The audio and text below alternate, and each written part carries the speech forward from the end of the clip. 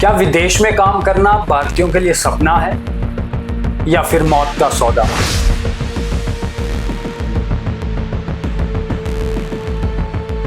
हम और आप अपने घर से निकलते हैं, काम करते हैं, वापस शांतिपूर्वक पहुंच जाते हैं, लेकिन ऐसे में देश या दुनिया के कोने में कोई ना कोई भारतीय मर रहा होता है। कारण पता नहीं।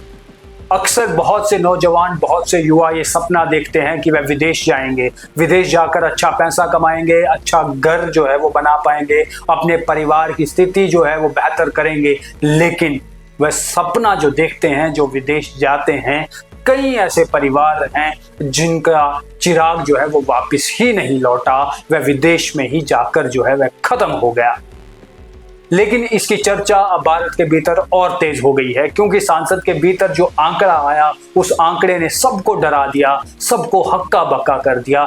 कि हर दिन विदेशों में 20 के करीब औसतन भारतीय मर रहे हैं। और इसके पास, सरकार के पास कोई स्पष्ट जवाब नहीं है कि आखिर ऐसा क्यों हो रहा है। सरकार तो ये कहती है कि फॉरेन में हमारी एम्बेसीज काम कर रही है, वहाँ किसी भी भारतीय को तकलीफ होती है तो मिनटों के भीतर ही उसे जो है वह वहाँ पर टीम पहुँच जाती है, तमाम जायजा लिया जाता है, कार्रवाई की जाती है और हर संभव प्रयास किया जाता है जिससे जो है वह वहाँ सुरक्षित भी रहे, सेफ भी महसूस करे और उसको कोई दिक्कतें आए तो उस पर कार्रवाई भी की जाती है। लेकिन क्या इतना जो ये दावा किया जाता है ये सही है? क्योंकि जो आंकड़े हमारे पास है, जो राज्यसभा में जो आंकड़े दिए गए, वह आंकड़े पेश करने के बाद वह सिर्फ नंबर ही नहीं थे, बल्कि वह वो परिवार थे जिनके बच्चे विदेश हैं और वे वापस नहीं लौट पाते और वह परिवार टूटते जाते हैं। क्या आंकड़ा है ये मैं आपको बता देता हूं कि पिछले 5 सालों में, यानी 2021 से लेकर साल 2025 तक 37,740 भारतीय श्रमिक जो हैं उनकी मौत विदेशों में हुई है। और कारण सरकार के पास कोई स्पष्ट नहीं है कि आखिर ऐसा हो क्यों रहा है। क्या इसके पीछे कारण है कि अगर हम इसकी औसत निकालें तो हर दिन करीबन 20 श्रमिकों की जान विदेशों में जा रही है। आप तमाम लोगों को बता दें कि एक दिन में 20 से ज्यादा भारतीय विदेशी धरती पर दम तोड़ रहे हैं और ये सिर्फ 20 भारतीय विदेशों में मर नहीं रहे, बल्कि भारत के भीतर 20 परिवार टूट रहे हैं और इसके पीछे का कारण अब तक स्पष्ट नहीं है। आपको बता दें कि जो आंकड़े राज्यसभा के भीतर पेश किए गए हैं, साल 2021 में 8,234 मौतें जो हैं वो विदेश में हुई हैं, साल 2022 में 6,614, साल 2023 में 7,291, साल 2024 में 7,747, साल 2025 में 7,854 मौतों का आंकड़ा जो है वो जब राज्यसभा में पेश किया गया तो ये मौतों का ग्राफ देखकर जो है ऐसा लगा कि आखिर ऐसा क्या हो रहा है कि उन देशों में लोगों की जान जा रही है। इसमें सबसे बड़ी चिंता की बात यह है कि खाड़ी मुल्क जो नौकरियों के हब माने जाते हैं, जैसे यूएई, सऊदी अरब, कुवैत, ओमान, यहाँ पर जो है कहा जाता है कि जो भी भारतीय यहाँ से वहाँ जाते हैं वहाँ पर अच्छा पैकेज मिलता है और वहाँ नौकरियों का हब है। लेकिन सबसे ज्यादा मौतों के आंकड़े यहीं से आते हैं जो डरा देते हैं और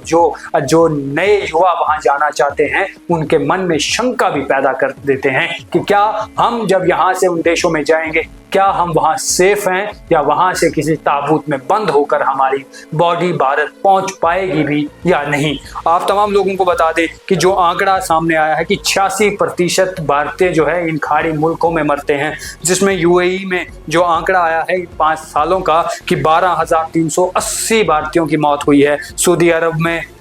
11,757, कुवैत में 3,890, ओमान में 2,821 और कतर में 1,760 भारतीय जो श्रमिक है उनकी मौत हुई है। जिसे खाड़ी को रोजगार का केंद्र कहा जाता है, वहीं सबसे ज्यादा भारतीय अपनी जान गंवा रहे हैं। अब जब हमने इस पे देखा कि सरकार के पास तो कोई स्पष्ट जवाब इसमें नहीं आया है कि आखिर क्यों इन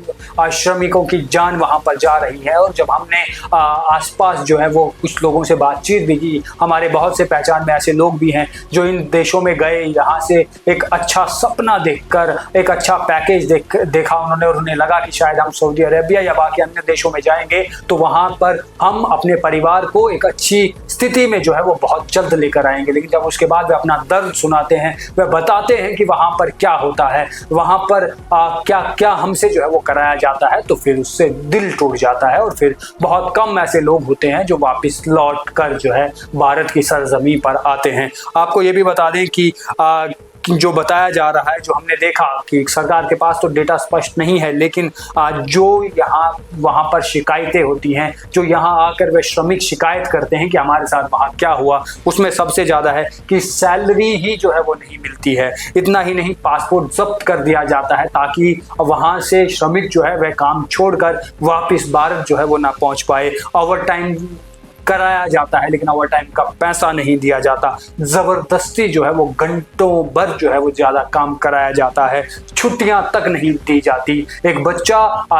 जो घर में बैठा होता है वह अपने बाप की आवाज़ तक भूल जाता है कि आखिर मेरे पिता जो है वो क्या, उनकी आवाज़ कैसी है। माँ जो है वो इंतज़ार में होती है, उसकी आंखें तरस जाती है कि मेरा बेटा जो है वह शायद अब वापस आएगा, लेकिन वह आ नहीं पाते। सालों दर उन्हें जो है विदेशों में ही रहना पड़ता है और इन परेशानियों से जूझना पड़ता है कि जो कंपनियां उनसे काम करा रही हैं, एक तो वो ओवर टाइम करा देती हैं, उसका पैसा नहीं देती। इतना ही नहीं, कुछ केसेस में ऐसा हो जाता है कि उनके पासपोर्ट तक जो है वो छुपा दिए जाते हैं ताकि वे अपने देश वापस ना लौट सकें। ऐसे में आप तमाम लोगों को बता दें कि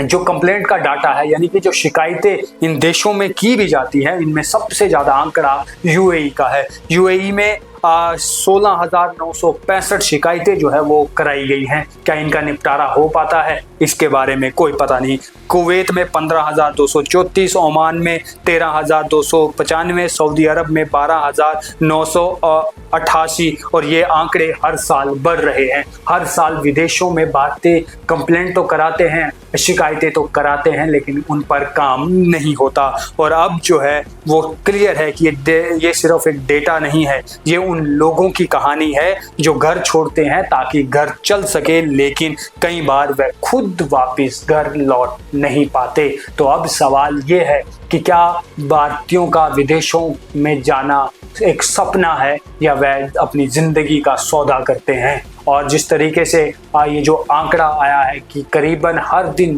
20 भारतीयों की जान जो है इन खाड़ी मुल्कों में जा रही है, शिकायतें 80,000 से ज़्यादा जो है वो साल भर में आती हैं, तो क्या जो सपना भी यहाँ से जो है हम देखते हैं बाहर विदेशों में जाने का, कितना सही है, कितना बेहतर है, इस पर सवाल तो उठते हैं। ऐसा भी नहीं है कि जो बहुत से भारतीय यहाँ से वहाँ जाते हैं वह कामयाब भी होते हैं, वह वहाँ अच्छे से ज़िंदगी चला भी पाते हैं, लेकिन औसतन जो है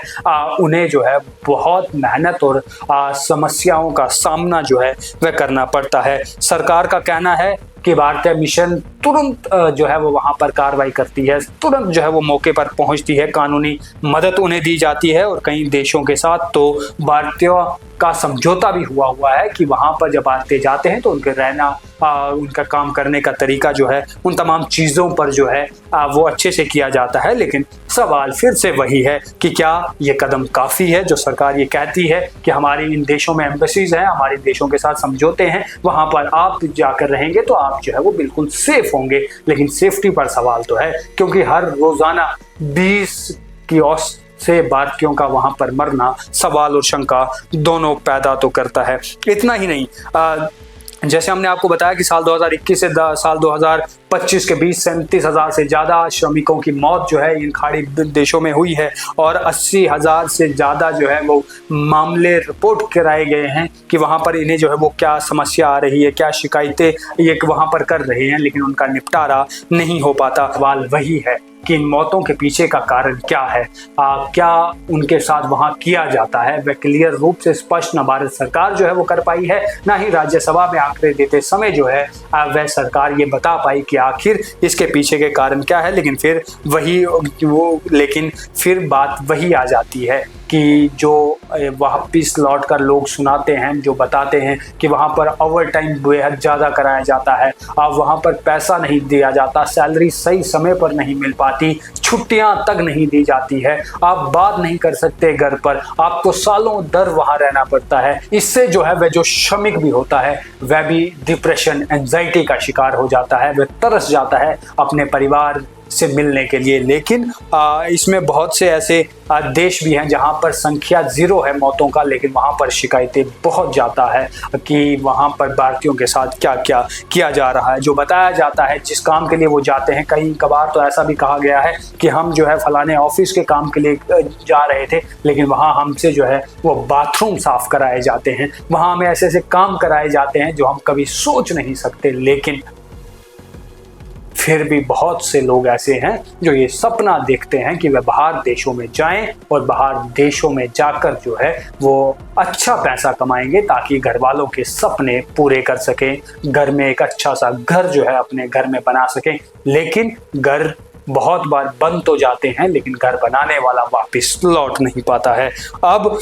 जिस तरीके से मैंने आपको बता दिया कि ये आंकड़े जो है वो सिर्फ खबर बनकर ही ना रह जाएं, इन पर जो है वो कार्रवाई भी की जानी चाहिए और स्पष्ट करना पड़ेगा कि आखिर इन खाड़ी मुल्कों में जो 86% मौतों का आंकड़ा है और हर दिन करीबन 20 के करीब भारतीय वहां पर मर रहे हैं, इसके पीछे का कारण क्या है, किस तरीके से सेफ्टी जो है वो यहाँ पर भारतीयों की जो है वो की जाएगी, वह जो है वो सुनिश्चित सरकार को करना पड़ेगा। आप तमाम लोग इस पर क्या कुछ सोचते हैं, आपको क्या कुछ लगता है, आप किन देशों में जाने का सपना देखते हैं, अवश्य कमेंट बॉक्स में बताइएगा। फिलहाल के लिए इतना ही, धन्यवाद।